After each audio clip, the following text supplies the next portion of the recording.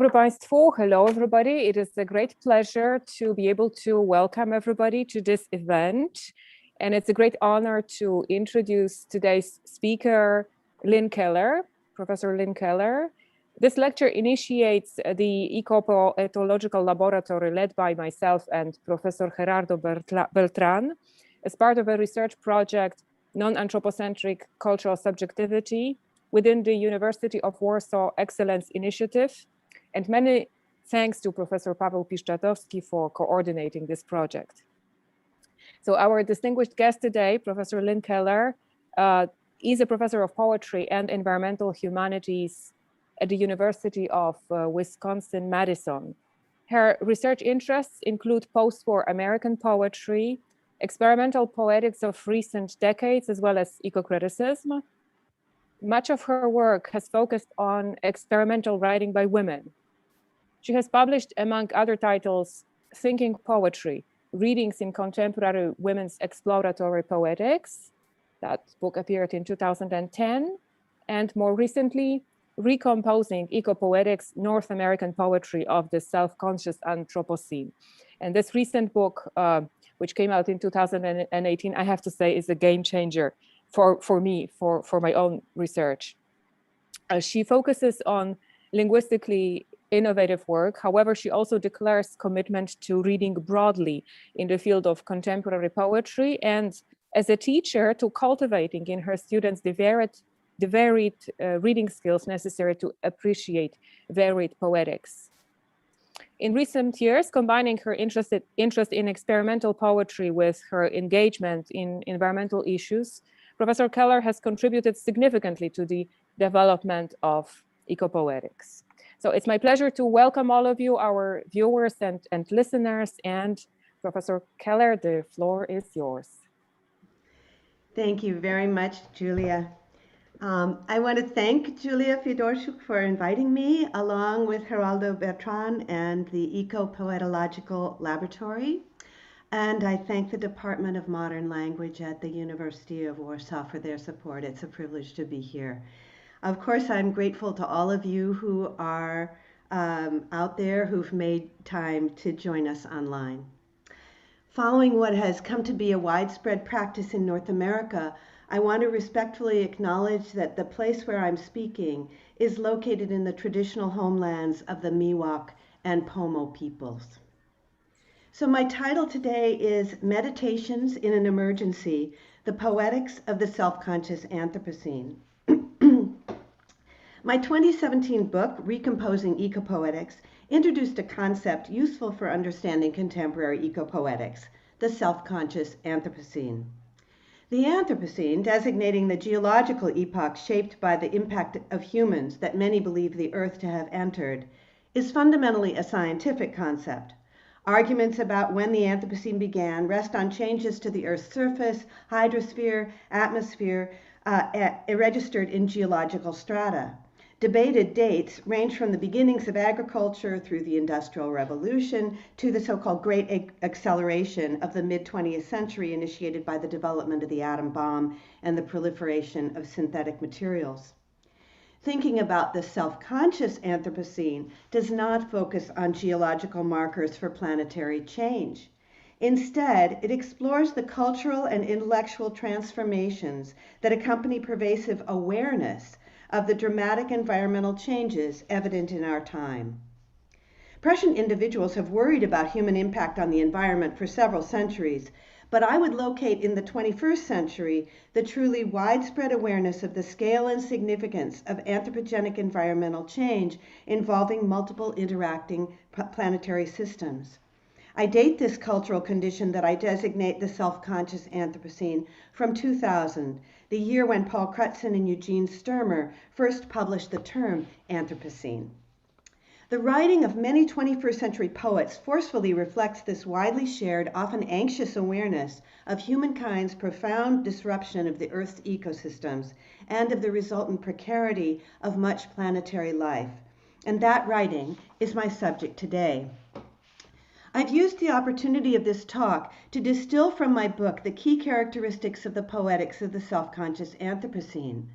Although identified through my observation of poetic practice, these traits follow logically from awareness of the environmental transformations going on across the planet. Some also reflect other social and intellectual pressures of this moment that intersect with environmental concerns. After outlining the key traits, I'll introduce 5 North American volumes published since I was writing Recomposing Ecopoetics, in which we can see their instantiation. I hope my description of these volumes, immersing you briefly in their particularities, will allow you to discern how variably these traits may be manifest and give you an appreciation for the range of work being produced within this rubric. I begin then by enumerating the key traits characterizing the poetics of the self-conscious Anthropocene. Their order is arbitrary, and a single volume of poetry need not demonstrate all these traits, though their interrelation ensures that they often appear together. And now I'm going to share my screen, as I will do repeatedly today, there we go. So the first of these is recognition of the thorough entanglement of nature and culture. This recognition, now well established in the environmental humanities, means, I think I may need to, oh dear, okay, sorry, just pay attention to the first one. The first one, this recognition of thorough entanglement of nature and culture, now well established in the environmental humanities, means a marked departure from nature poetry in the Romantic tradition, as there can be no turning for solace to a pure nature unsullied by the human. Given anthropogenic changes to the biosphere, it also means relinquishing views of nature that assume ecosystem stability or reliable constancy in seasonal cycles. The poetics of the self-conscious Anthropocene is invested, to use Donna Haraway's phrase, in staying with the trouble. The second trait, as you can see, is exploration of discrepancies in scale, entanglements of different scales. Because humankind is both obscenely large in its impact as only one among millions of species on Earth, and at the same time tiny and insignificant when planetary life is seen in the perspective of deep time, scalar discrepancies figure prominently in this writing. Industrialized humans' altering of the largest planetary systems while causing the extinction of hundreds of thousands of species yields poetry in which human entanglement in other than human scales figures prominently. The disjunction between powerful collective human impact and apparent individual powerlessness produces additional scalar dissonance. The third trait is exposure of environmental justice. While it's a commonplace that pollution respects no boundaries, it's equally true that some nations, classes, and communities have been suffering the effects of environmental degradation far more than others. As Rob Nixon observes, we may all be in the Anthropocene, but we're not in it in the same way. The growth of post-colonial studies and racial justice movements has reinforced poets' desire to think in terms of environmental justice, even if there is a risk of recentering the human in the process. So in the poetics of the self-conscious Anthropocene, attention is often paid to the inequitable environmental legacies of colonialism and imperialism, and to the ways in which white settler privilege has impacted the environmental health of North American communities of color. Documentary poetics has played a prominent role in exposing environmental justice, for instance, by revealing how particular industries and governmental regulations disproportionately damage the health and living conditions of the poor and disenfranchised.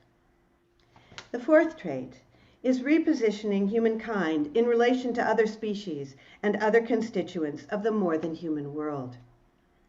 Assuming the interdependence of human and more than human organisms, this poetics refuses the Western perspectives that separate the realm of the human from those of other organisms. It resists human exceptionalism, tending to regard the human assumption of dominion over other planetary life as a likely form of species suicide. Species interrelation extends to the coexistence of creatures within one body, as in the human microbiome. And that prompts dramatic rethinking of the human self as well as of our relations with other creatures.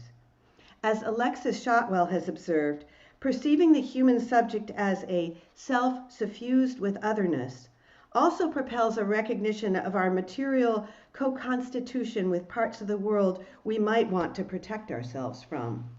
So this poetics emphasizes the permeability of bodies and the transcorporeal movement of toxic substances. Thinking interrelationally about other than human beings has also prompted intersections of ecopoetics with contemporary animal and plant studies.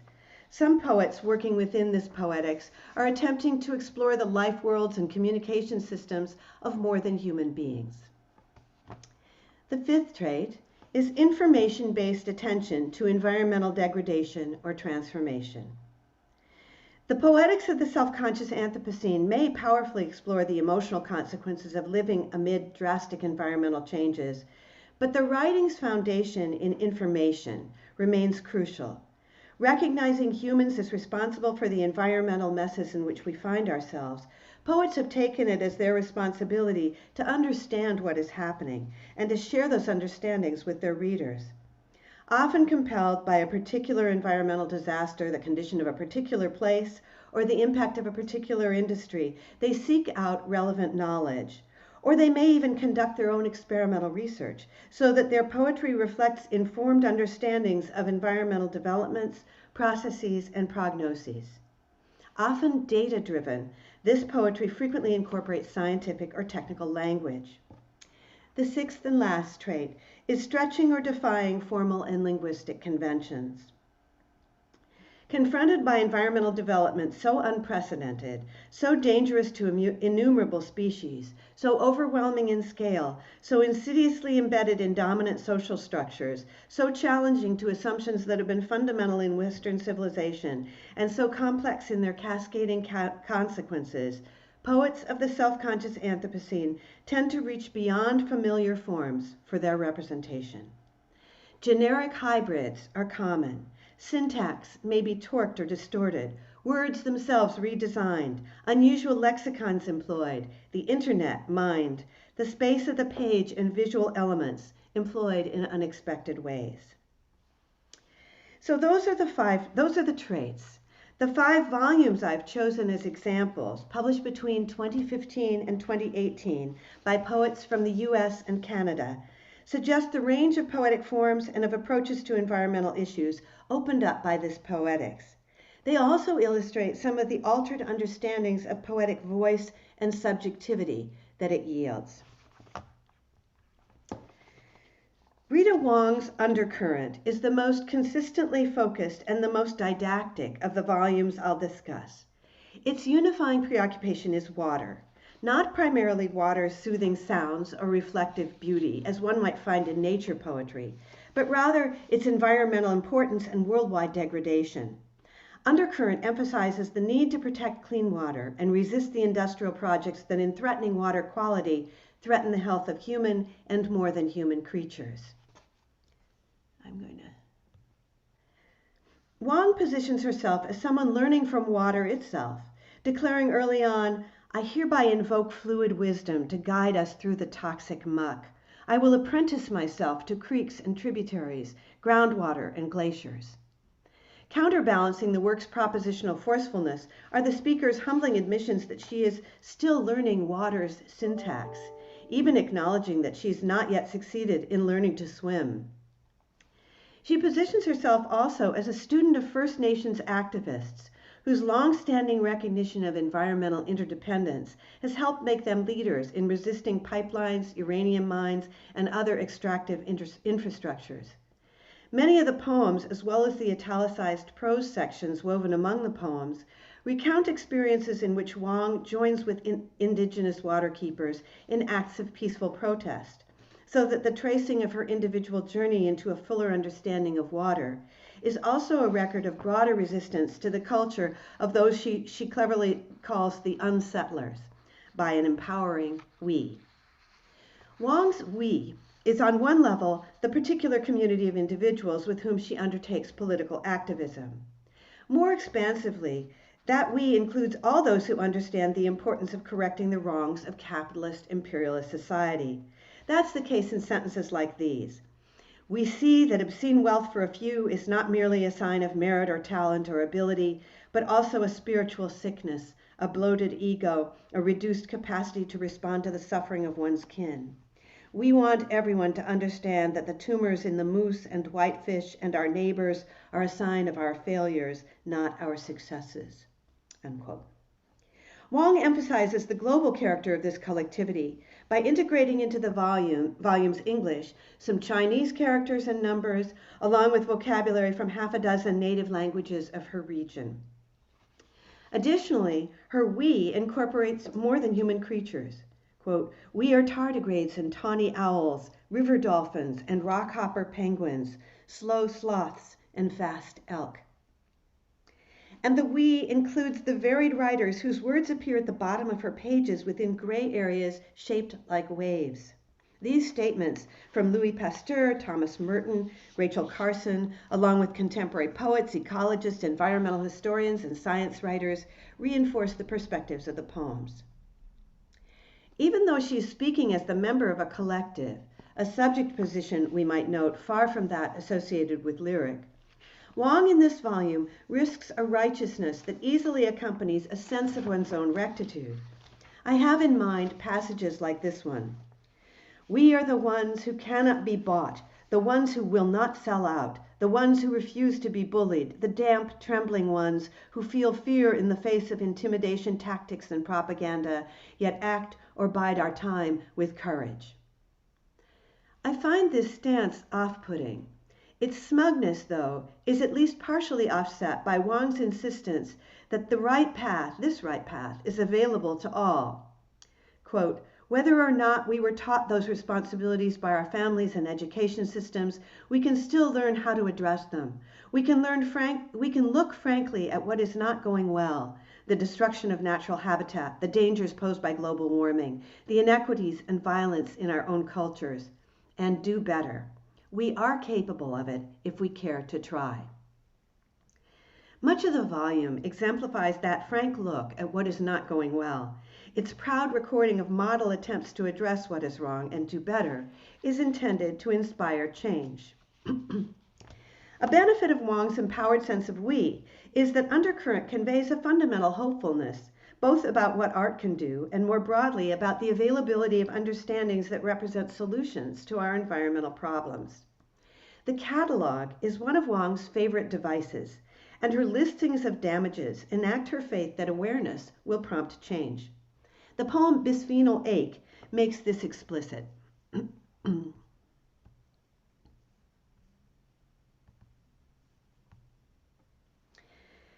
It begins by listing with alliterative energy damage to bodies done by anthropogenic substances in our everyday lives. Bisphenol A, by the way, or BPA, is an endocrine disrupting chemical in some plastic.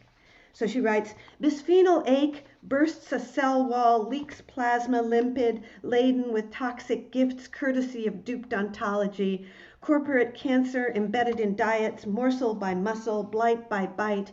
Gradually accumulated illnesses blossom in our bellies, breasts, bladders. Intestines testify to trace amounts hoarded in blood and bitumen. Brimming with slow malignant release, remind us that biology is determined by chemistry, cartels infiltrating our shampoos and synthetic textiles, room deodorizers and tin can liners, receipt paper coatings and hand sanitizers sing a slow song of poison by 1,000 exposures." In the next paragraph, Wong explains, "Naming the chemical creep is the first step in returning to our responsibilities, finding that duty itself is a ragged, fierce beauty, not just listing the toxins, but disrupting their supply chain as we turn our gaze to how they seep intimately, expertly, into the creases we didn't know we had, into our cracked lips and sweating armpits." Evidently, she sees her own acts of naming as potentially positioning her readers to, as she says, rethink and address the conflicts and injustices that logically arise when water is conceptualized as an object and commodity to be transported and sold to whichever customer can afford to pay. Undercurrent demonstrates at least 5 of the traits I identified earlier. The volume assumes the culture's imbrication with nature, environmental injustice involving especially indigenous people whose lands suffer harm from leaking pipelines and toxic mining wastes are central preoccupations. The poet speaks as much for the other than human as for the human inhabitants of the world, and her writing reflects substantial investigation into the chemicals and technologies that threaten water quality. Her frequently collective speaker defies lyric conventions, while the waveforms and wavy quotations at the bottom of Wong's pages are modest experiments with page space. The sixth trait, shifts of scale, may not be particularly evident in Undercurrent, but it figures importantly in my next volume, also by a Canadian writer of color, Cecily Nicholson's Wayside Sang. In an interview, Nicholson remarks, "In poetry, I love being able to move between and to intersect with scales, to consider how political economy meets human dialogue, or a pipeline parallels a migration route, for example." That second example illuminates Wayside Sang, where her elliptical lines shift often among the migrations of her Black ancestors seeking work in the steel or automobile industries, the travels of her itinerant musician father, whom she never knew, between the cities of Detroit in the US and Windsor in Canada, the crossings of national borders by contemporary immigrants, Nicholson's own car travels, and the movement of crude oil and tar sands oil through pipelines that cross Canada and go under the Great Lakes into the US. Her small self in motion intersects with the vast fossil fuel psyche, that's her phrase, that shapes industrialized North America. In contrast to Rita Wong, who downplays her own complicity in what she critiques, Nicholson, in this complex work, is as invested in acknowledging the attraction of car culture and the self-powered freedom it promises, as in critiquing that culture's devastating environmental and social consequences. Nicholson's title, Wayside Sang, highlights the joys she can find in the disturbed landscapes of the highway and what grows on the edges we call its shoulders. Power lines held by birds of prey, the hostile expanse above ditches teeming floral invasive wayside fleur, late summer the shoulder sang. That section ends, there's text in between, but that ends, a sense of pedal to headrest, never lost hope of going somewhere. The person with her foot on the gas pedal participates in the romance of the road, that perhaps particularly North American sense of potentially transformative journeying, of always hopeful movement. She also participates in an appreciation of even a degraded nature, nature seen along the roadway, where the flowers are invasive ones and the hawks perch on power lines rather than trees. Despite all that, in such moments, the road's shoulders sang. In another poem, she observes, "There are times that a car bends perspective in its motion, making room." And she continues, "There are times, startled by the good of nature, windows down, cause a pressure drop, oh pressure, let the real sun in, and that whistle of cold air." For Nicholson, even degraded nature experienced during car travel may produce joy. The italicized line in that passage, like many of the italicized bits that appear in the volume, comes from a popular song by a Black musician. In this case, the song is Pressure Drop, first released in the late 1960s by a Jamaican group, Toots and the Maytals. And we can imagine it playing on the car's sound system or simply in the traveler's mind. The interjection of that Black music as an additional pleasurable element in the scene of car travel through sunlight and brisk air is another indication that the entanglement of nature and culture is not itself a bad thing. Nonetheless, Wayside Sang is very much about our entrapment in capitalist regimes that generate drastically inequitable suffering and that damage the environment on which human survival depends. Nicholson attends often to the intertwining of economic motivations for historical population shifts with environmental transformations. In one poem, Nicholson notes how investment overwhelmed the marvels of small-scale agriculture, and that collapse of agriculture prompted the migration of rural descendants of African slaves toward urban centers in search of industrial or service jobs. Once, and now I'll read from this page, once there was no way to stay in food independently, no way to care for home self-sufficiently. Of people once hoarded and racked, once holded and trapped, once darker I was. An influx of rural working-class migrants, employed in extraction, construction, transportation, mines and factories, mechanics and domestics, waiters, porters and clerks, still in these industries. Ironically, the economic survival of a huge migrant population depended on the very same environmentally destructive industrialization that displaced them. Other poems convey the environmental consequences of industrial development by mentioning pollution. For instance, in traveling, quote, from meadow marsh to march of pavement, the speaker encounters more particulates, particles and ultrafine particles, all kinds of dust, as well as shreds of tires, discarded clothing, glass and plastic containers, and other detritus. In Nicholson's multi-scaled work, that movement from rural to urban landscapes is a movement through social and environmental history as well as through geography. As one would expect in the poetics of the self-conscious Anthropocene, Nicholson in Wayside Sang avoids human exceptionalism by attending to other than human entities that also are migrants. She calls attention to plant migration. In a poem set at a highway rest stop, the speaker appreciatively describes roadside flowers that have come to be there by a combination of human and other than human forces. They're mustard plants in the genus Brassica that have escaped from the fields where they're cultivated for culinary use.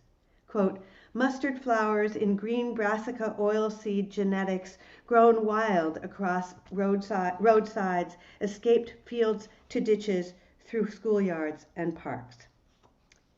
In addition to plants, birds migrate, though these creatures, engineered for sky, as she says, can evade systems enfolding highways and canals. Even the land possesses movement, as the poet, thinking in planetary timescales, notes rock formations that reveal the shifting of land through glaciation or orogeny uplift events of the Earth's crust. Toxic chemicals, too, move, enacting their slow violence. Quote, ponding forms potholes, leaching rainbows of old solvents in washouts, unquote.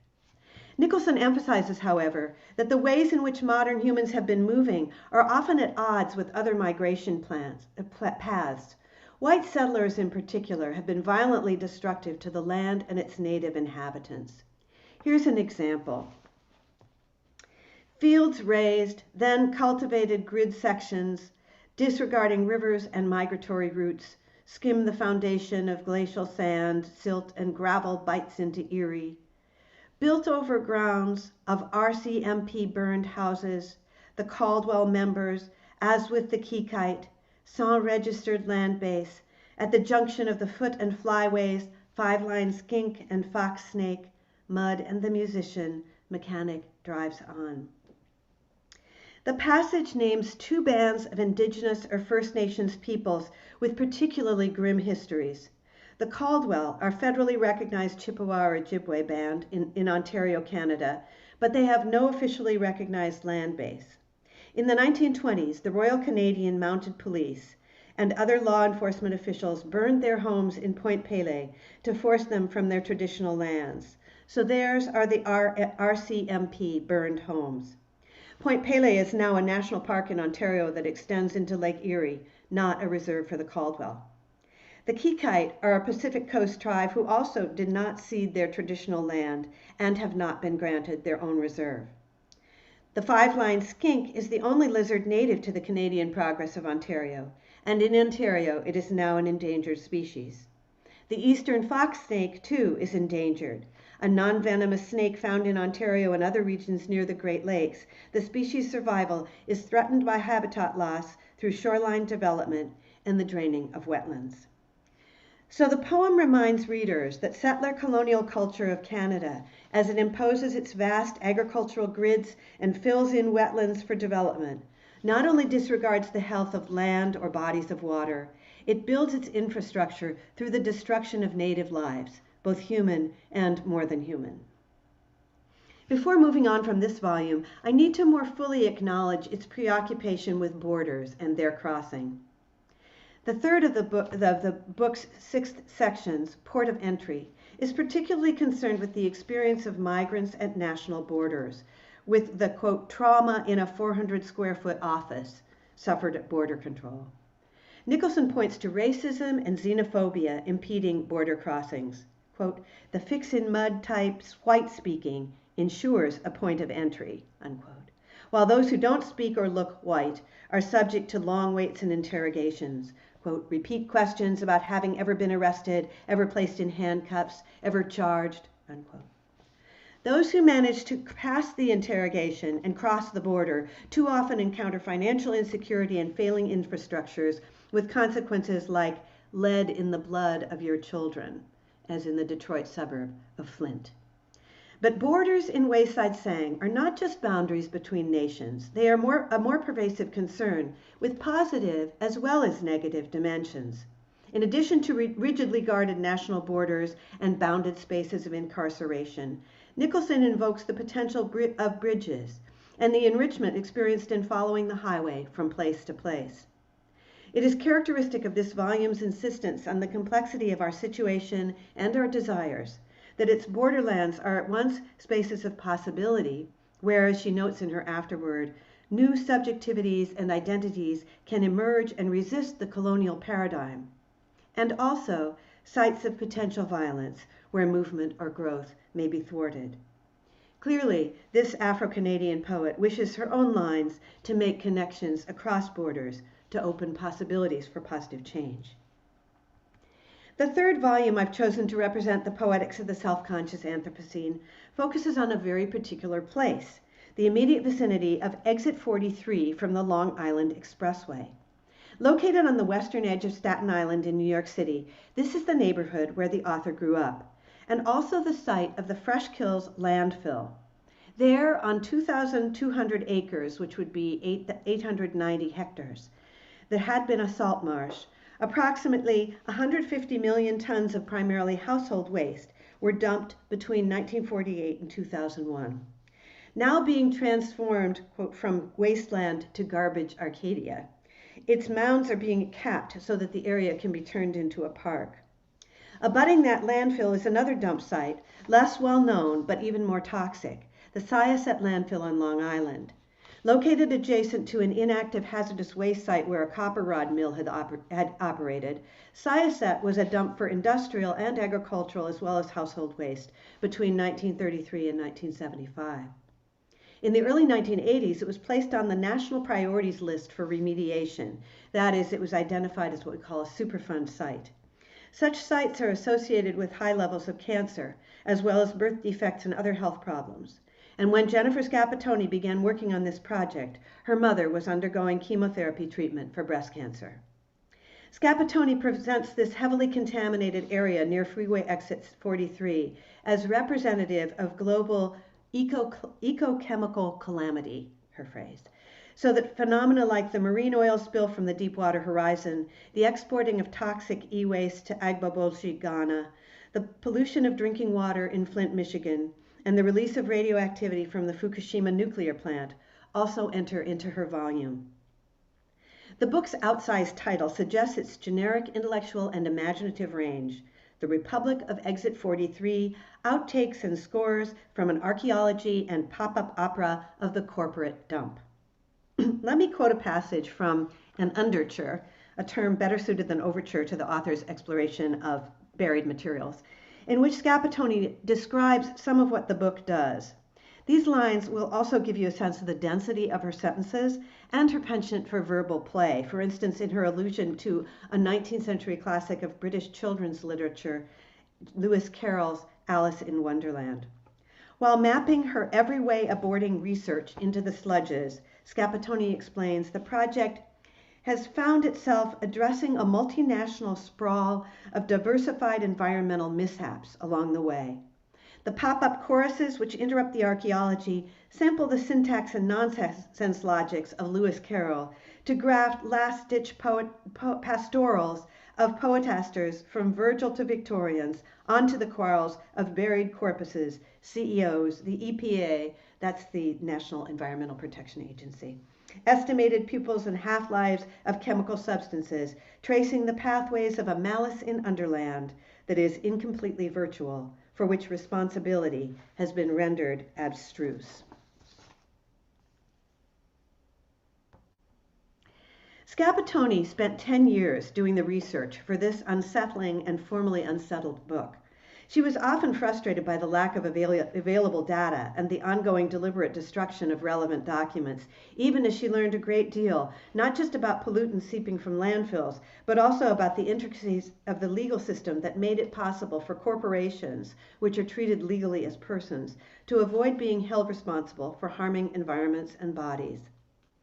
The Republic of Exit 43 is the most extensively researched book I'll discuss, and we can consider it a work of docupoetics, or documentary poetics, but its presentation of source documents takes highly unusual forms. While fragments of legal documents and technical reports appear throughout its disjunctive poems, those bits of data are not placed in quotation marks and are rarely attributed to specific sources. One discerns them simply by registering their diction and rhetoric. As I understand it, she employs such sub-documentary methods because her aims aren't so much to convey a narrative history of this specific place as they are to awaken us to the scale and danger of the waste our culture produces across the globe, to help us recognize the sources of that waste in consumerism and the advertising that eggs consumerism on, as well as in the legal system that protects corporate interests. She aims to confront her audience with the noxious materiality of our waste and help us recognize its tragedy. To do so, she experiments with unusual verbal, visual, and purely visual configurations. One section, titled Post-Consumer Confessional Sonnet, contains not 14 lines, but what she calls 14 displacements, each of which includes a page of text made entirely from the writing found on bits of trash, much of it advertising copy. These compositions display language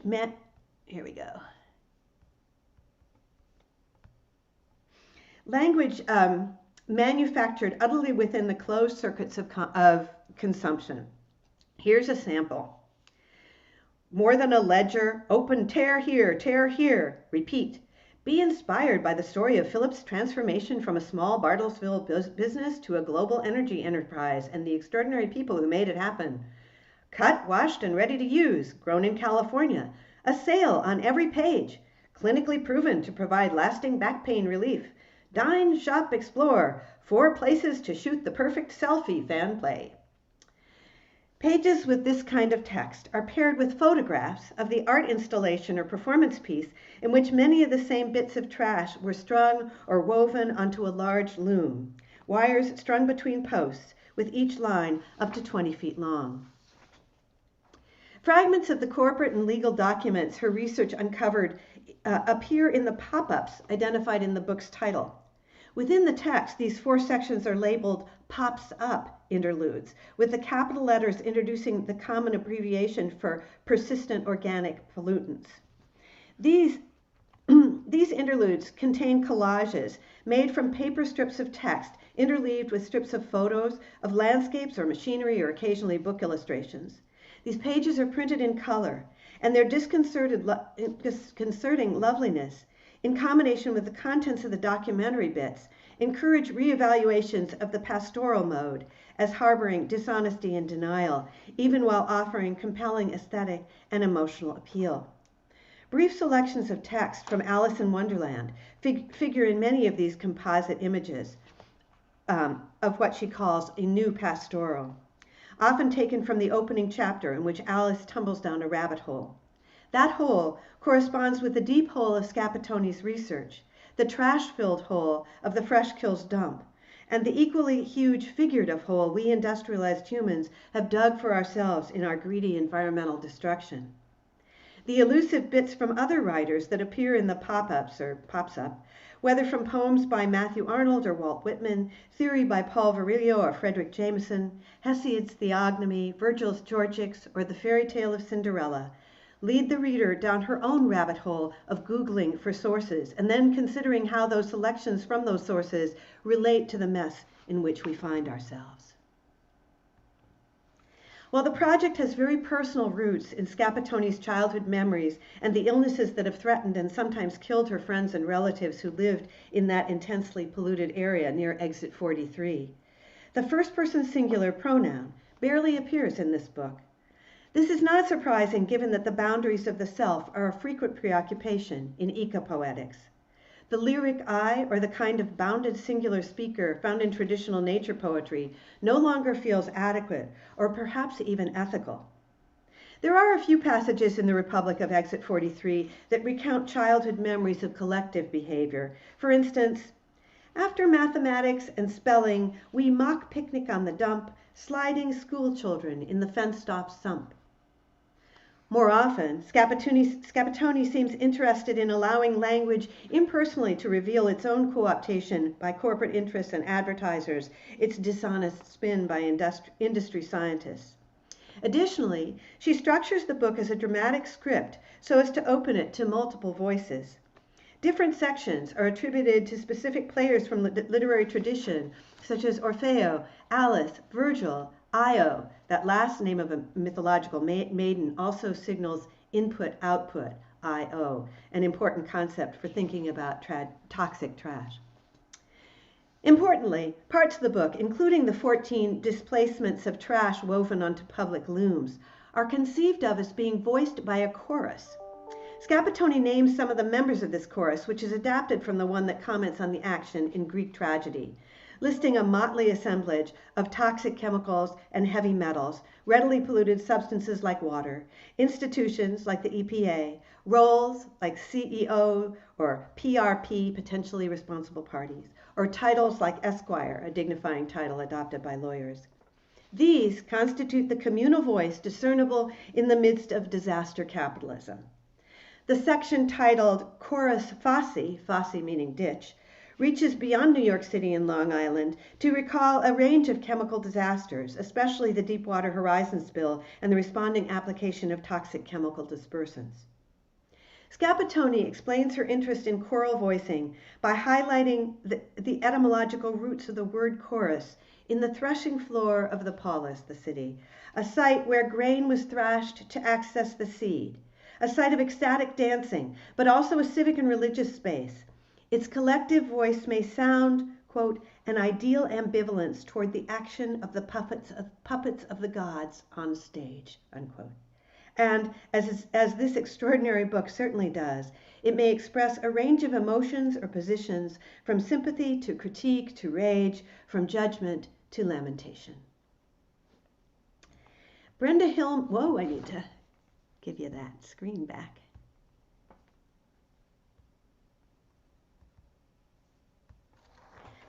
Brenda Hillman's Extra Hidden Life Among the Days offers a very different kind of writing, but has in common with Scapitoni's volume a passionate desire to hold responsible corporations and institutions that are responsible for environmental damage.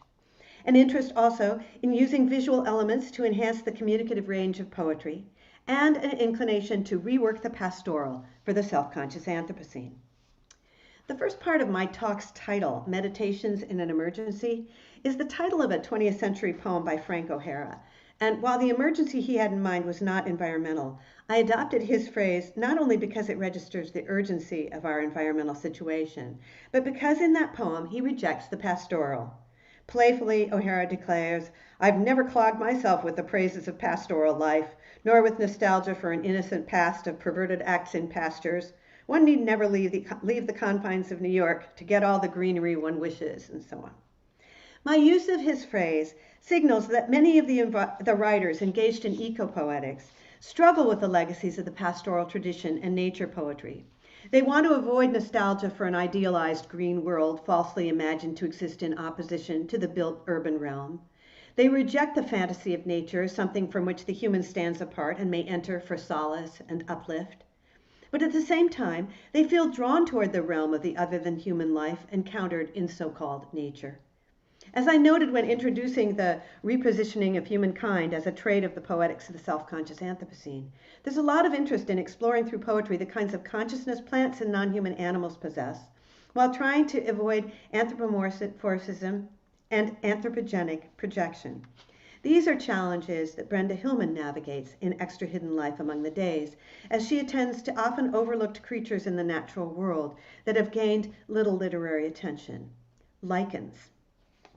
especially in the series titled Metaphor and Simile, 24 Journal Poems at Year's End. Attention to lichens anchors an exploration of language's ability to represent ethically and accurately the more than human species whose planetary environment industrialized humans are so radically transforming.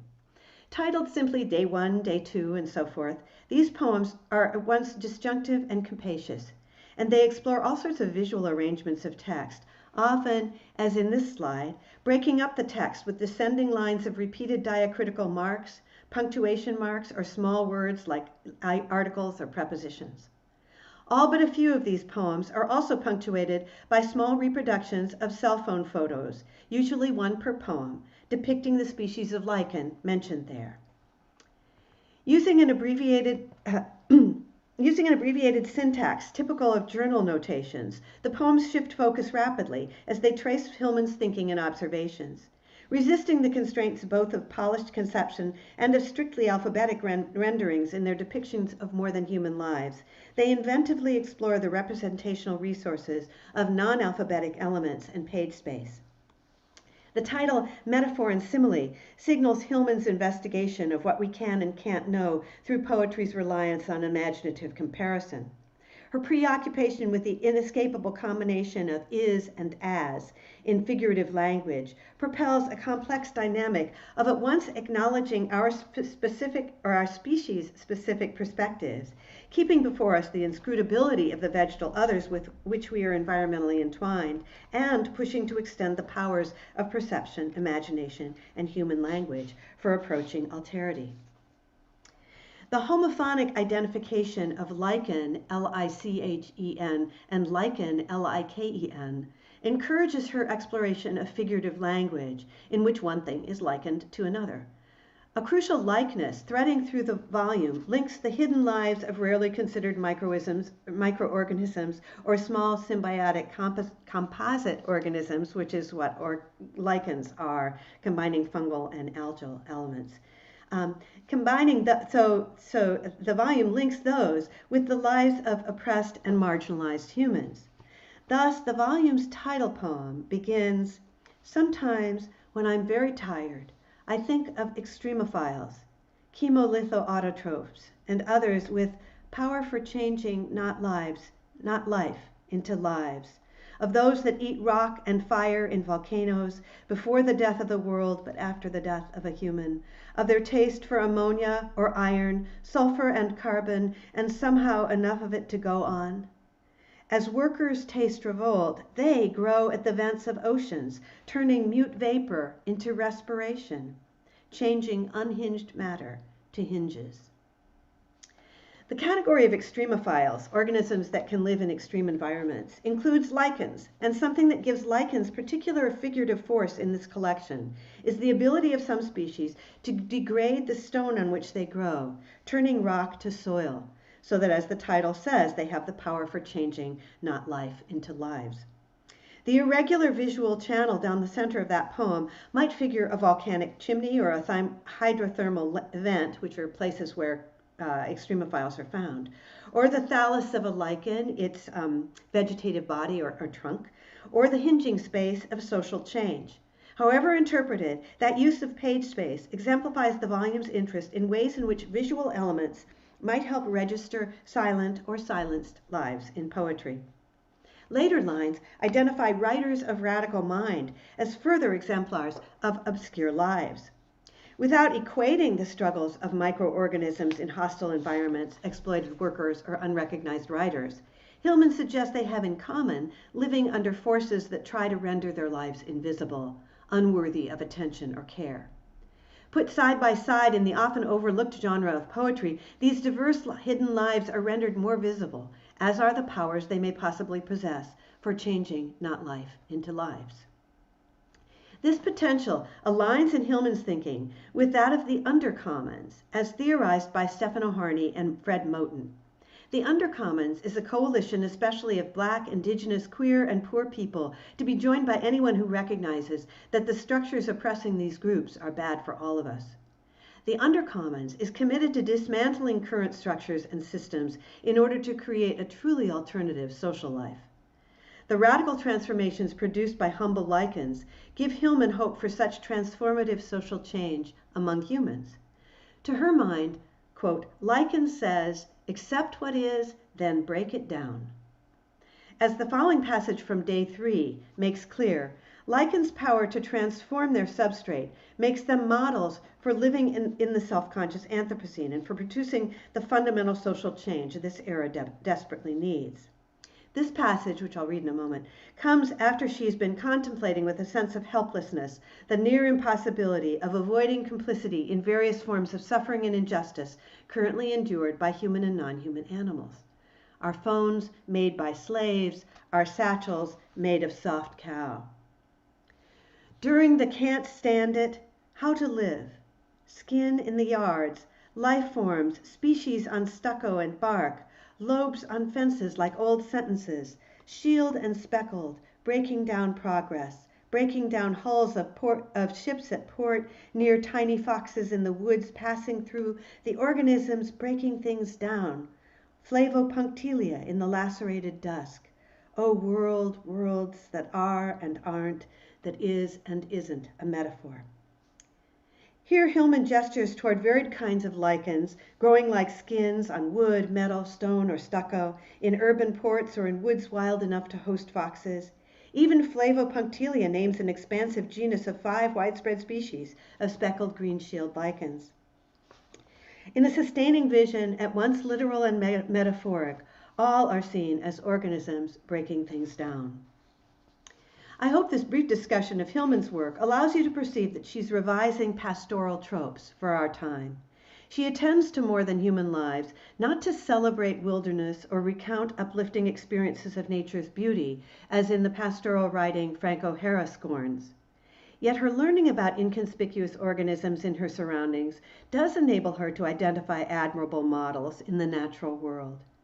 As fits the poetics of the self-conscious Anthropocene, she presents the often ignored life forms that she has studied as beings of compelling interest in their particularity, and also as exemplars of survival, resistance, and possible transformation in a context of threatening environmental conditions. My last example of the poetics of the self-conscious Anthropocene is a mixed genre work, much of it in prose, Alison Cobb's After We All Died. Cobb has explained how she arrived at the book's premise that everything had already died while at a writing residency.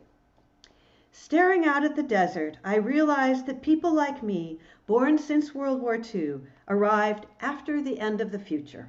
We came into a world in which the future is no longer assured because human technology and its waste products, nuclear weapons, fossil fuel production, threaten all life. We who live in wealthy nations inscribe our own deaths and the deaths of everything else into our very way of living on the planet.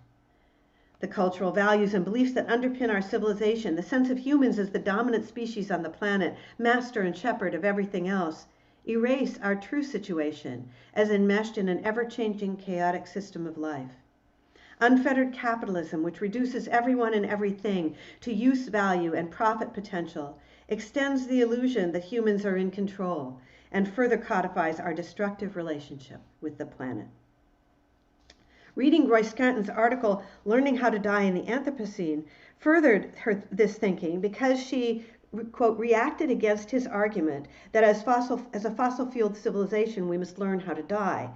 It seemed like a luxury to be able to learn how to die when real people were already dying, she notes and continues. I thought about this a lot in the coming months. Slowly it occurred to me that accepting that everything has already died, that there is no viable future in our current form of civilization, is a way of piercing denial and accepting that, in the words of Naomi Klein, everything must change. The poems in this book, ironically, feel full of life, of passionate resistance and rage, of bitter humor, and of intellectual energy that is eager to explore our enmeshment in the ever-changing chaotic systems of life, and determined to confront our multifarious ways of destroying that life. Cobb grew up in Los Alamos, New Mexico, home to the National Laboratory where the first atomic bomb was developed. Her father was a physicist who came to work in that lab decades after the dropping of bombs on Hiroshima and Nagasaki. Yet she repeatedly observes that her privileged upbringing was made possible by nuclear war. She implicates herself in all the problems her work so frankly and even fiercely exposes. The book focuses a lot on the body. Its opening poem, I Forgive You, is an anaphoric catalog of her body parts in which she offers each part forgiveness for having already died. Here are its closing lines. I forgive you, spinal column sprouting from the brain stem, flaring wires to spark electric charges through dumb tissue. I forgive you, glands, both tubular and alveolar, releasing streams of chemicals and mucus, sweat and milk and oil. I forgive you, every hair bulb, constantly dividing, pressing hardened protein shafts up toward the light. I forgive you, cells, all 100 trillion, the inner ocean that has ebbed and flowed across 3 million years. I forgive you, every part, performing all the intricate and simple tasks that made this mass alive. I forgive you all for having already died. Her list conveys the amazing complexity of the human body that has been and continues to be destroyed by the stupid human world, her phrase. In all but the most technical sense, however, the body is not responsible for this death. It is not to blame even for its permeability to all the toxins that humans have released into the environment. What we feel when reading I Forgive You is the tragedy of humans having developed so many ways to destroy their own astonishing bodies. After we all died is constantly reminding us that inside and outside are not really separable. Doctors, Cobb reports, consider your digestive tract outside you. It's the way you take in the world, or more precise, the way the world runs through you, she says. Stacy Alamo observes that, quote, imagining human corporeality as transcorporeality, in which the human is always intermeshed with the more than human worlds, underlines the extent to which the substance of the human is ultimately inseparable from the environment. Cobb's understanding of the body, vulnerable to nuclear radiation and absorbing all the organic chlorides and other noxious chemicals that humans have dumped onto the earth, is insistently transcorporeal. One of the forms of our death that Cobb focuses on is cancer, from which her mother, like Scapitoni, suffered. Considering the causes of breast cancer within the section titled Shout at the Devil, Cobb observes, the familiar narrative involves genetics, lifestyle, and reproductive status. Often left blank is the fact that hundreds of industrial chemicals spur tumors to grow, or they scramble hormone signals that can trigger cancer. Some chemicals, like phthalates, pour out of factories by the billions of pounds every year. They are mostly invisible to people. One can't see, smell, or taste them, but they are everywhere. People get phthalates in their body by breathing air, eating food, and touching things. A U.S. government study of 2,636 people over age 6 found phthalates in the urine of everyone. That's the end of the quote. And it's not just people. Cobb tells us that a scientist testing ants from across the planet found that ants from Burkina Faso, Egypt, Greece, Hungary, Morocco, and Spain all had phthalates, not only on their outer parts, but spread throughout their bodies. Again, like Scapitoni and like Wong, Cobb wants her readers to grasp how the global brand rapture nourished by the advertising industry is fundamental to the production of waste that has killed our future. And behind advertising's push for consumption lies the drive for financial profit of corporate capitalism. More than the other writers I've discussed, Cobb emphasizes the environmental consequences of military weapons and warfare, pointing to the responsibilities not only of corporate manufacturers but of national governments. Yet by weaving into her poems references to internet sites or allusions to popular music, Cobb thwarts tendencies to blame only institutions larger and more powerful than ourselves for the vast burden of waste being released upon the earth. In our mundane habits, we are all implicated. Such waste is not to be confused with the earth-building waste of feces or of earthworm castings that enrich the soil. Here, for example, is a passage from the quirkily funny and tender poem, I Made This, a poem that embraces humans as the skin bag, wait a minute here. Here we go. As skin bags for our microbiome, as it contrasts industrial waste with the dirt of soil and shit.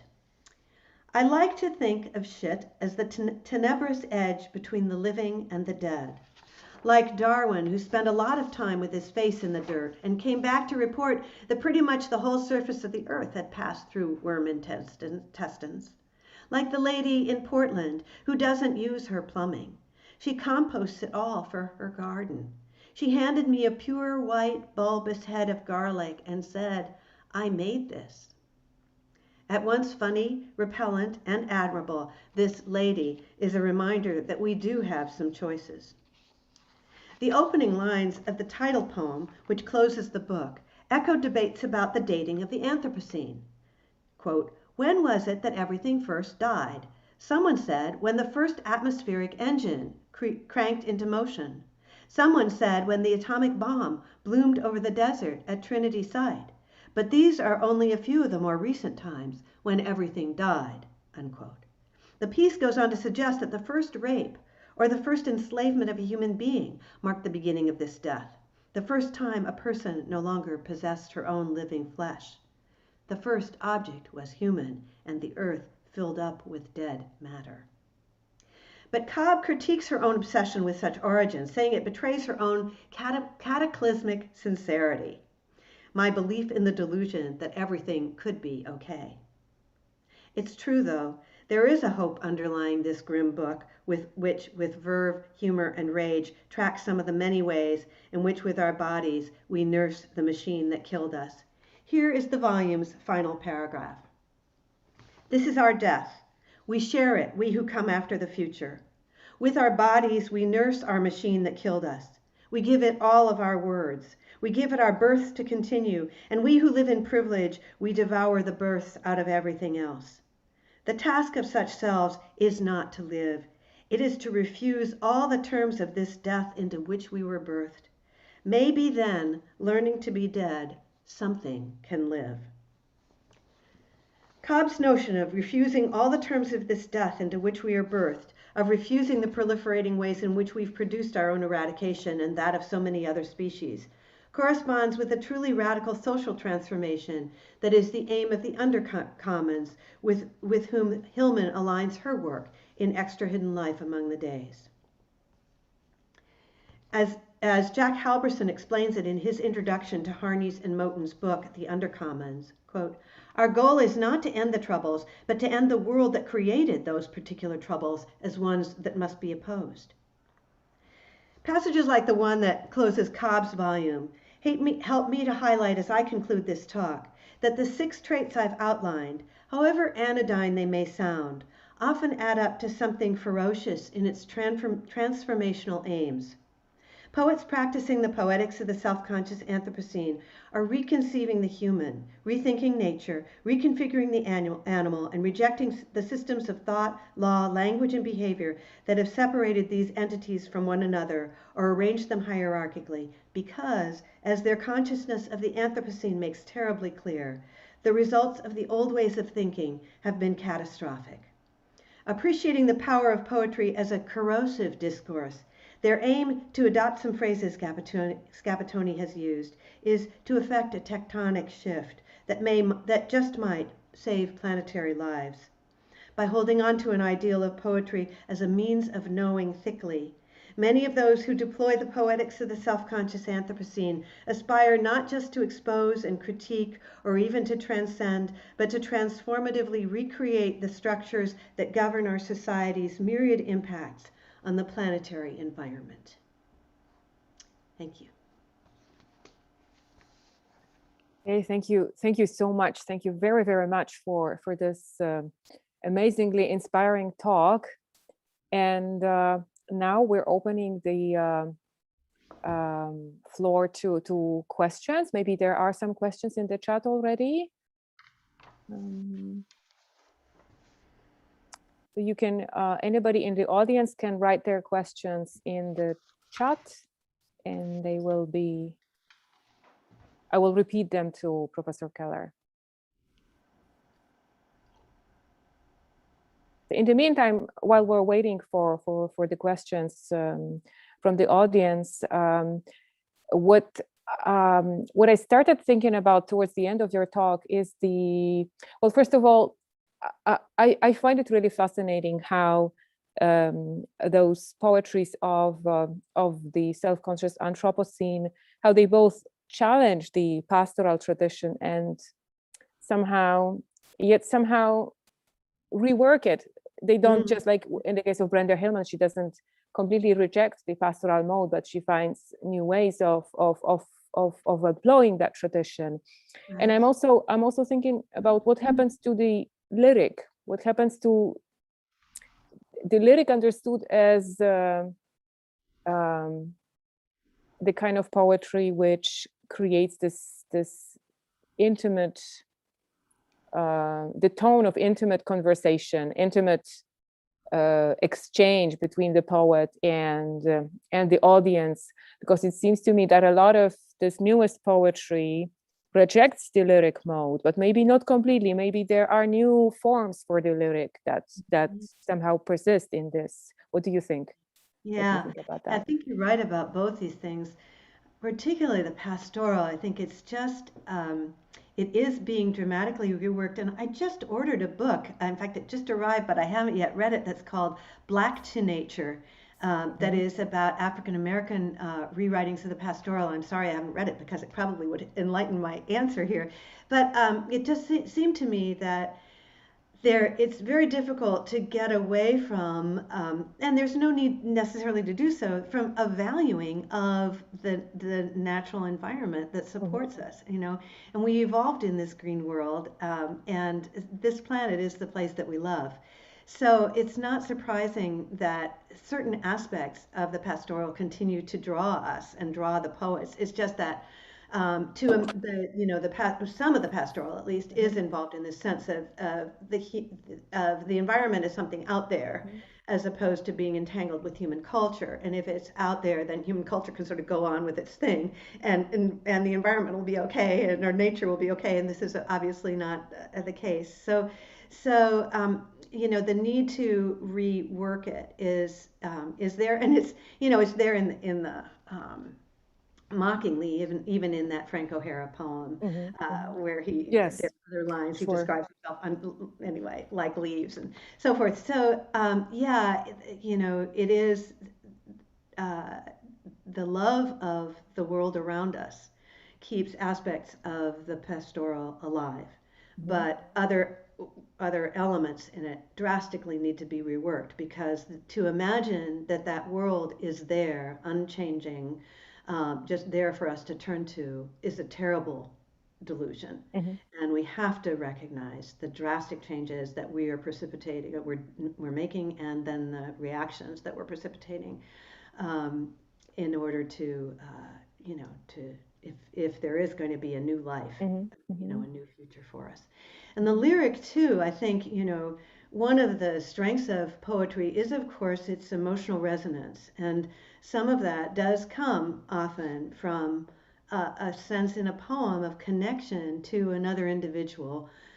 So the lyric mode too isn't going to completely disappear. I think, though, a lot of the poets that I've worked on are often a ways away from dominantly lyric mode. But I agree with you. Both of them are kind of indispensable. Yeah, I started thinking about this question, especially when you talked about the last of the poets, Alison Cobb, right? When when she says "I forgive," right? This very strong I wonder who this I is, and then the we, right? The I and the we, the pronouns somehow. This is what interests me, because we know that both the I and the we are strongly political. Yes. And so how we define who is I and who we are. Yeah. It's always an interesting question. So I wonder if I wonder if there's anything you would like to say about that. Well, Cobb is an interesting example for you to pick up on, I think, because who, her, I, and there are a number of poems in that book that are in the first person singular and that recount her own experiences, whether she's dealing with ants in her house and trying to think about what she should do about that and what the ethics of that are, or her own growing up, her gender issues, and her experience as someone who grew up in Los Alamos.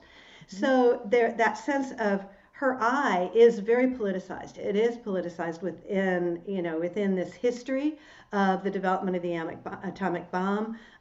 Within she identifies as a queer, non-reproductive woman, and those dimensions of her being are clearly political in the context that she writes about. So. The presence of an I and a first person speaker can contribute as much as a we to a rethinking of the human. It just has to do, I think, with how that I is positioned and represented. Right? Okay, thank you. Thank you very much. I see questions here from Gerardo Bertran and from Joanna Monkowska. They both want to know a bit more about documentary poetics. It seems like this is something perhaps quite new for us. So if you could talk a bit more about the definition maybe of documentary poetry, and also this next question has to do with intersections between experimental docu-poetics and the poetics of the self-conscious Anthropocene. So if you could talk a bit more about that. All right. So documentary poetry, I think it isn't as in the English language tradition isn't as new as you might think. It really goes back to probably to the 1930s and or the 20s even. To in the 30s was the era of the documentary film, the development of documentary filmmaking. And but if even something like Ezra Pound's cantos, in which you have fragments of documents, that begins, I think, a kind of documentary tradition, not the documentary so much of that registers social conditions, which is what you have starting in the 30s, and something like Muriel Rukeyser's Book of the Dead from the 1930s in America is an example of a documentary poetics, little bits of corporate information that have to do with a mining disaster come into that work, for instance. But it is being used increasingly now to try to call attention to, for instance, corporate participation in some kind of disaster, and it does involve the document, or some kind of material evidence recounting facts about what has happened. In my book, one of the writers whose work I use is Mark Nowak, and his Coal Mountain Elementary as an example of documentary poetry. But it's a really fascinating and growing field.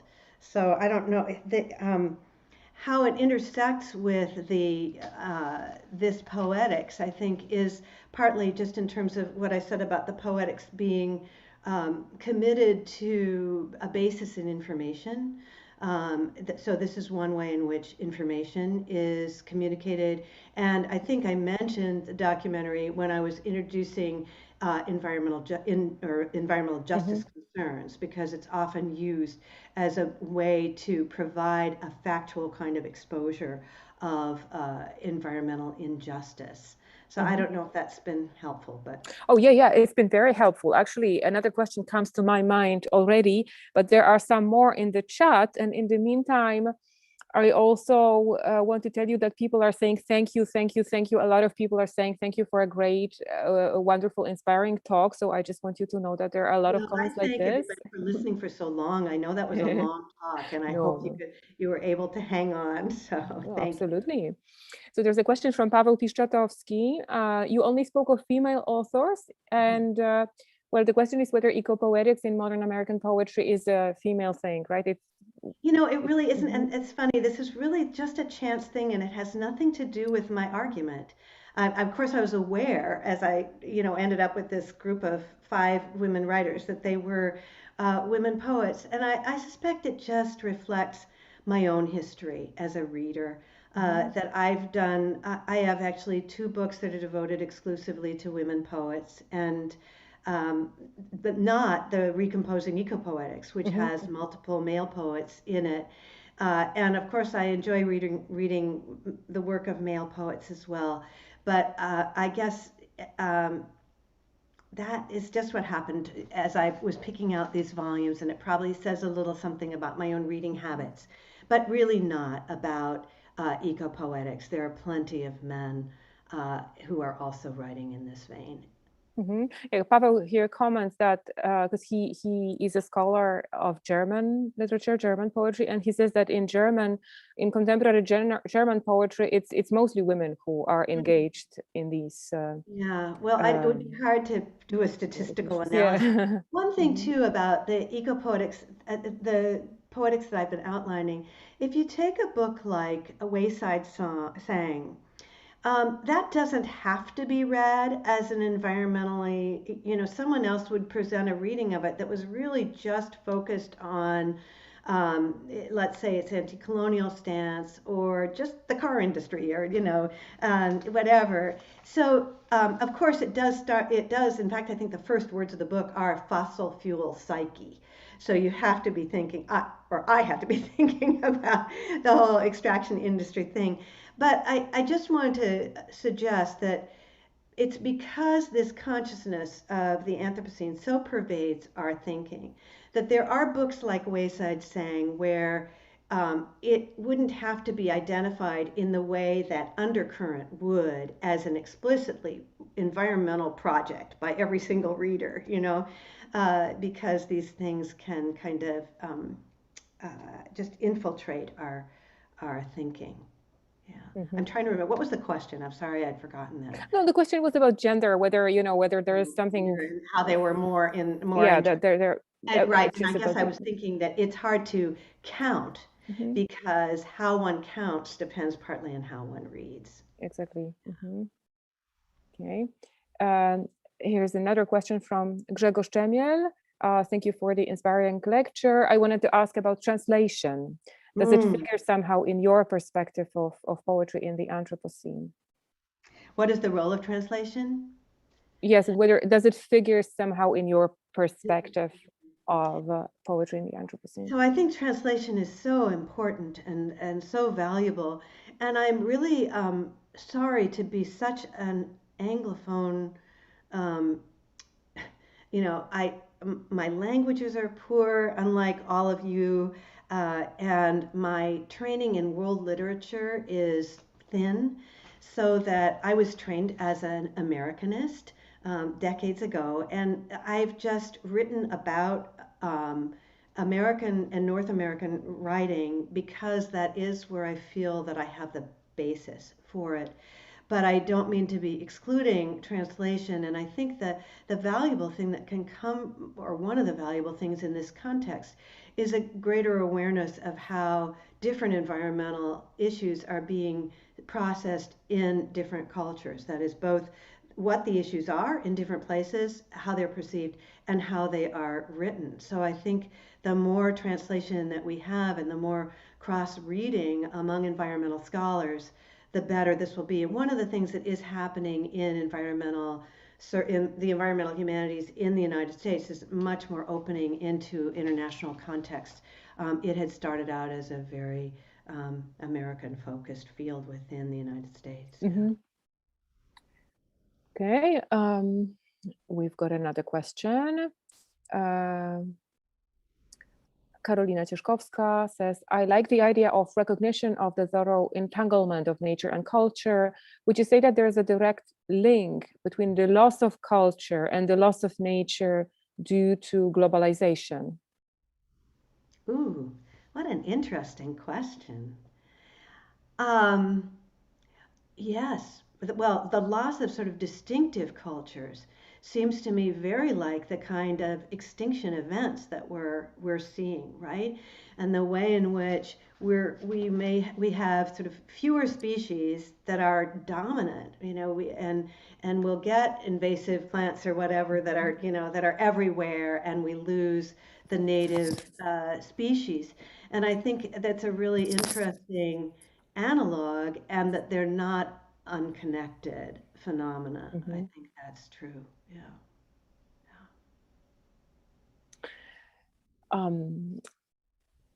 I have another question, because you said earlier that documentary poetry is not very new, that it existed already in modernism.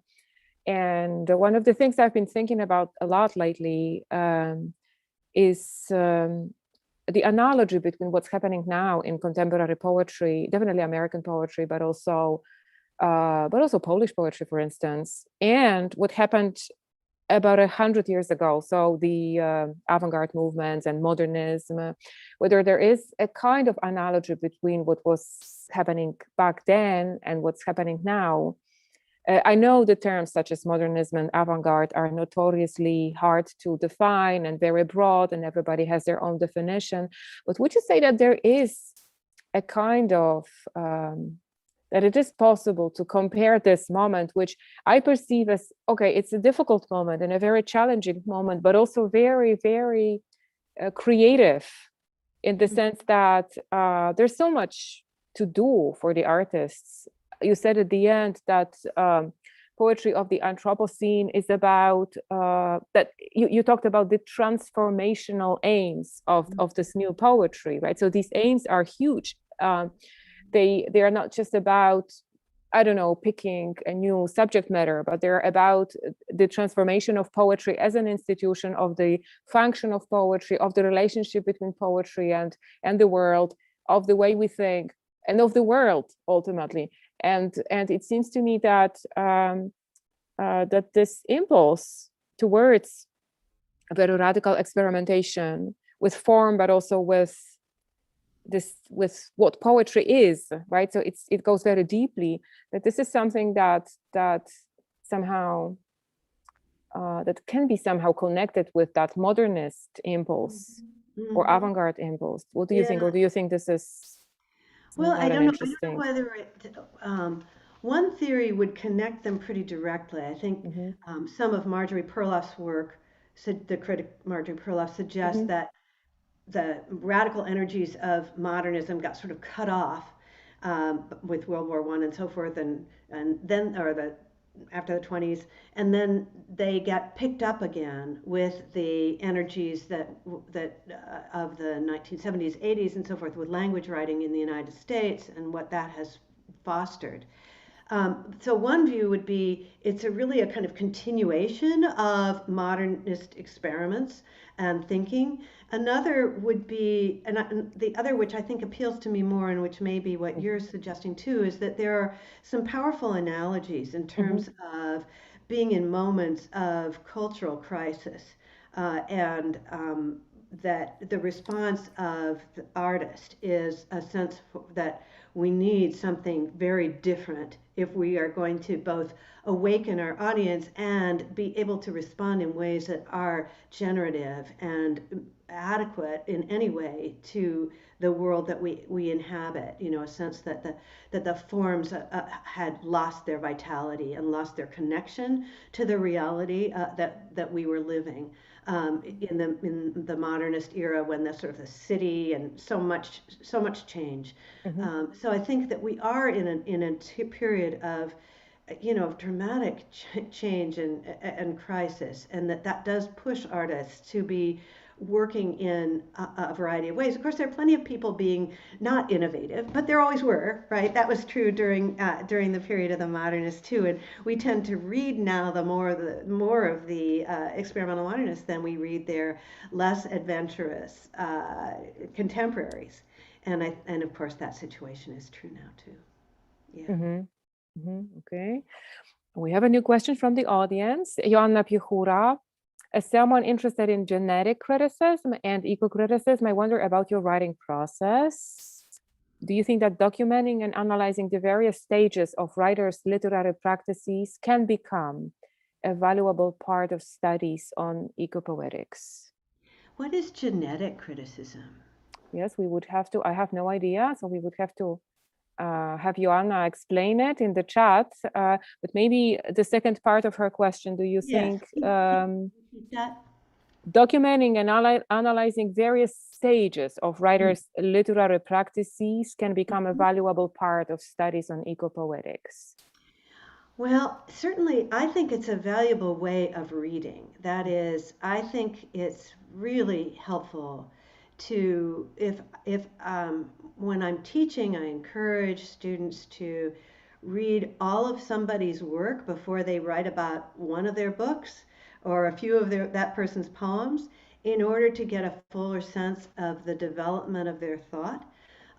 And I certainly encourage understanding the context in a published volume rather than finding poems just in an anthology, where they're picked out, so that you can, again, kind of place them within a particular moment's preoccupations and formal experiments. How that connects with ecopoetics, I'm not entirely sure, except that our awareness evolves, and our concerns, we might be responding to a particular either political moment, the tremendous frustrations that many of us felt in the United States during the Trump era as environmental protection after environmental protection was thrown away, for instance, would be reflected in one's writing at that moment, or a particular disaster, or increasing awareness of a particular phenomenon, like, Insectageddon, right? Suddenly people realizing, oh my God, all the insects are disappearing, that kind of thing will be reflected. So a historical dimension can be very important to understanding this work. I hope that I've grasped what this criticism. I think so. And also, Joanna, I hope will participate in some of the events that we're having later this week. So we will have an opportunity to go back to this question. So I think it's time for us to be wrapping up. Thank you so much, Lynn. It's been lovely to have you here, and I wish you can really come to Warsaw. I would someday. I would love to. Some point, yes. We have to bring you. Thank you. So thank you so much, and thank you everybody for your questions and for listening and watching. And that's it for tonight. So thank you very much. Okay. Thank you. Bye-bye. Bye.